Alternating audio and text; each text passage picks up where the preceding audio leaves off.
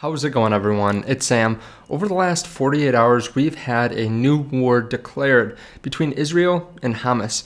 Now, I'm not going to go into everything that's happening here, why the war started, what it's morphing into, who's got the advantage, all that, but I am going to talk about why this is something that makes the case even stronger for Bitcoin and how this affects us here as a country that is donating aid. Now, I'm going to go through that, talk to you about some of the other news as well. If you like this kind of thing, hit subscribe, turn on that bell notification underneath the video so you can see future videos like this. Now, while you're down there, check out the link to BagTracker AI. This is an app that I'm making along with a few other people to track your entire portfolio. It's specifically made for crypto investors and other investors too, but it has a lot of functionality that nothing else will have in terms of crypto, being able to show your entire net worth in Bitcoin or in another cryptocurrency asset that you like and invest in, among a lot of other features as well. So definitely check this out. We're taking pre-registration, so just hit pre-register, put in your name, email, and what you want to see tracked. We've already had over 200, I think approaching 225 submissions in the last week.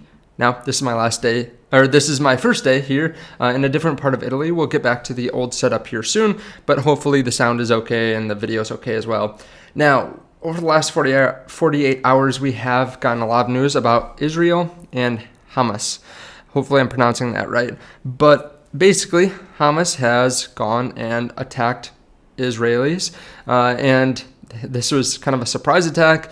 There are a lot of casualties on both sides. We're talking about hundreds, if not now thousands of casualties, depending on when you're watching this, with a lot of people injured as well. Now, what the U.S. has done is they've pledged to provide Israel with anything it needs to defend itself. This is coming from the Secretary of Defense. And I'm not being political in this. I'm not saying that this is a good thing or a bad thing, but I am saying this is another time that the U.S. is going to have to print money, go into more debt to secure other countries. And so far, the U.S. has allocated $113 billion for Ukraine. Now, whether you think that's good or bad, again, I'm not talking about that, but $113 billion that we have to print, add to our debt. This works out to about $375 per American. Keep in mind that we do have to pay interest on this as well, and it's not like everyone can just pay $375. This is just going into our debt, and we're paying 5% on that right now. And it's not just relief to countries like Israel or Ukraine that's causing us to go into more debt. Obviously, we have a giant budget right now. We also had Biden and Harris, the administration, pledge $127 billion to help with debt cancellation for loans for nearly 3.6 million Americans. So about 1% of the Americans now have some debt relief. National debt continues to go up. I think I read it has gone up $2 billion in the last 4 months since we raised the debt ceiling.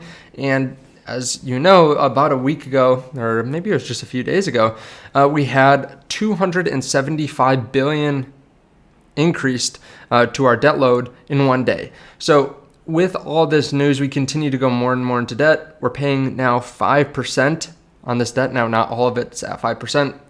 When we get U.S. treasuries that fall off and we have to basically renew them, sell more debt, that's when it gets at 5% interest rate. And we have a lot of our debt maturing this year. So we continue to see debt go up faster and faster. The U.S. federal budget is negative $1.8 trillion. So we are in the hole every year, $1.8 trillion just with the budget that we have right now, and it continues to go up. At the same time, BRICS is dumping $17 billion in U.S. treasuries just in the last month. This is by China, Brazil, Saudi Arabia.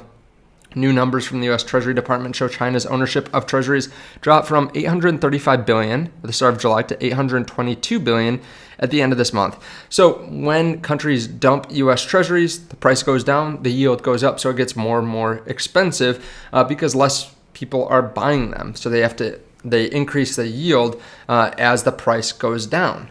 So this is not a good thing, obviously, for the U.S. We have to continue to print more and more money. And it's not just here in the US. Obviously, other countries have similar scenarios. Customers angry in Iraqi banks refusing to let them take out their US dollar deposits. This happened in Lebanon just before the currency collapsed 90%. So a lot of people are saying, hey, buy Bitcoin because you can actually control it. No one can tell you that you can't take it out. So I wrote this down because I wanted to make sure I drove this point home. All this is really good for Bitcoin, but the price hasn't really moved all that much. A lot of that is due to the fact that Bitcoin moves up when there's extra liquidity in the system. It just makes sense. When there's more money, more people buy Bitcoin. When there's less money, even if we're going into more debt, people understand, hey, Bitcoin would probably be good to buy, but people don't have the money to buy it. But you can see Bitcoin has done better than most of the cryptocurrencies in the market. You can see 1, 2, 3, 4, 5, 6, 7. 7 of the top 100 cryptocurrencies are doing better than Bitcoin. And those are pretty hard to guess typically. So Bitcoin is the safest, and it's been doing really well over the last 7 days compared to the rest of the markets in the top 7% of cryptocurrencies out there. So that is, again, one of the reasons we are denominating our portfolios in Bitcoin, or it's at least an extra option that you can have in our tracking app. So definitely, again, pre-register underneath the video. But I think a lot of people are missing the forest from the trees. Discounts in treasuries, basically the price of treasuries going down, the yields going up, cause people to want to buy treasuries instead. And it makes sense if you have a large portfolio or you're managing it for other people. Obviously, as those become more attractive, you allocate more towards them. But if you're a single investor that wants to gain wealth over the long term, not just trying to show results over a couple month period or a year period, you probably want to invest in something that has more upside long term. And the fear of a short-term recession also makes people worried. They think that they can buy assets at better prices, or they just want to hold some extra money just in case they find something else more attractive. But people miss the forest from the trees. They try to wait the perfect time to buy Bitcoin or some other asset, and then they completely miss the opportunity. And really, everything that's going on is good for Bitcoin long term, but it might not drive the price up until liquidity increases in the system, which is likely to happen if something breaks here soon. So I really want to get that point across. All this news, debt forgiveness, aid to other countries, is beneficial for Bitcoin because we continue to print more and more money. And some people are worried because, we had a really strong jobs report, but 123,000 part-time jobs, negative 22,000 full-time jobs, plus 151,000 second or third job holders. Obviously, a lot of people are getting second jobs, third jobs because inflation has just been insane. And we have a lot of gig workers because people need to pick up more jobs. I can't tell you how many people I know that have had to pick up a second job or work extra hours over the last year or two because there's just not enough money, right? Now, you still have to be careful. When we get too excited about something, we want to get really risky. We think that there's no downside, and that's not what I'm saying. Bitcoin and crypto in general still has downside. You have to be careful. As I said, Bitcoin typically outperforms at this point in the cycle compared to other assets, and you can see why right here. This is some of the token unlocks coming here soon for a variety of different cryptos. I went by the highest 7-day emissions in the next 7 days.